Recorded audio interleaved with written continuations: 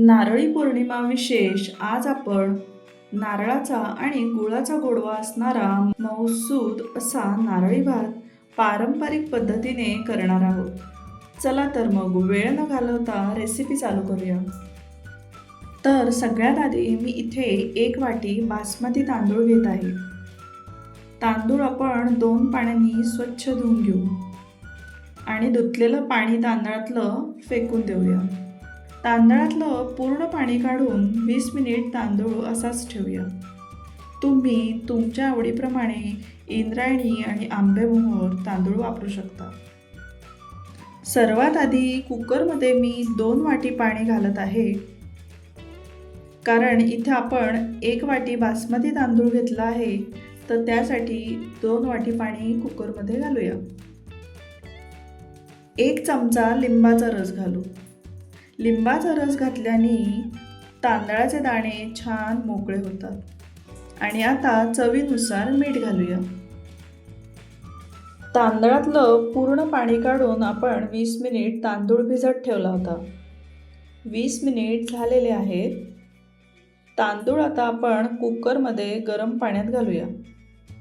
यामध्ये 1 चमचा तूप घालूया आणि झाकण बंद करून 2 ते 3 कुकरच्या शिट्ट्या काढूया आणि गॅस बंद करूया। नारळी भातासाठी लागणारा भात आपण आधीच शिजवून घेत आहे, त्यामुळे नारळी भात खूप झटपट आणि चविष्ट तयार होतो। हे पहा, कुकरच्या आता 3 शिट्ट्या झालेल्या आहेत। झाकण काढूया आणि खूप छान असा मोकळा भात तयार झालेला आहे।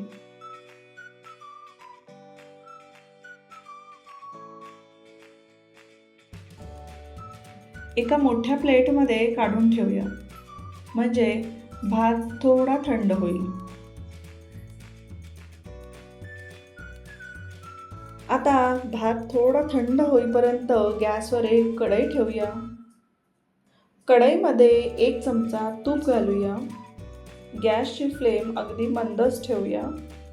आता यामध्ये 3 लवंगा घालूया। 1.5 इंच दालचिनी घालूया। मंद आचेवर 3 ते 4 सेकंद भाजून घेऊया।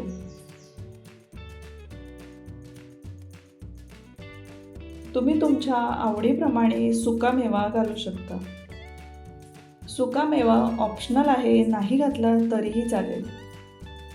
2 मिनिट सुकामेवा हा तुपावर खमंग परतवून घेऊया।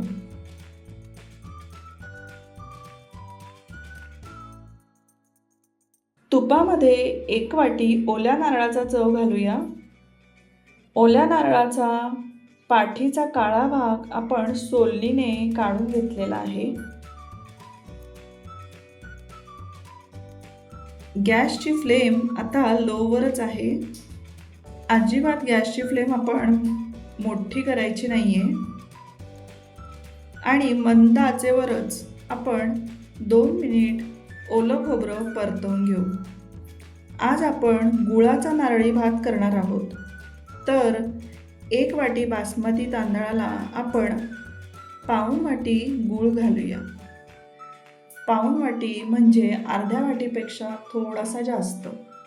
गूळ मी खिसून घेतलेला आहे। हा गूळ खूप छान मऊ आहे। मंद गॅसवर हा गूळ सहजच विरघळेल।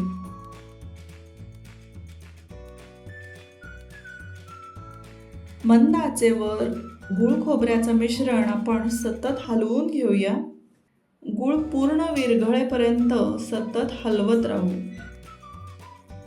आपल्याला गूळ फक्त विरघळून घ्यायचा आहे, त्याला जास्त शिजवायची गरज नाही।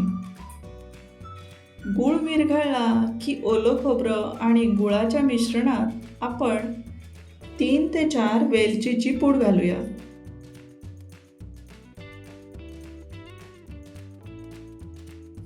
यामध्ये आपण छोटा अर्धा चमचा सुंठ पावडर घालूया।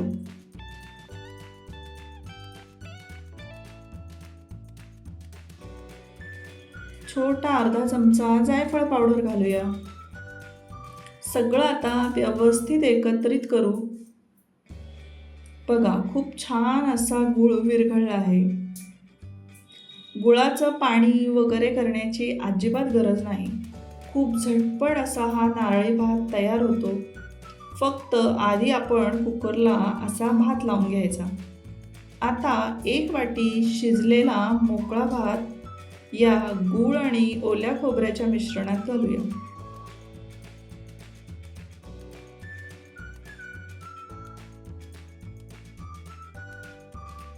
सगळं कसं व्यवस्थित मिक्स करूया आणि 3 ते 4 मिनिट झाकण बंद करून मंद आचेवर शिजवून घेऊया.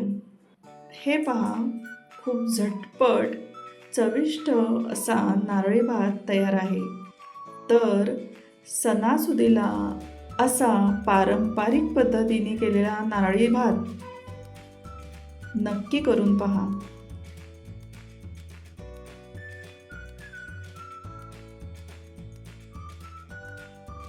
रेसिपी आवडली तर माझ्या चॅनलला सबस्क्राईब करा.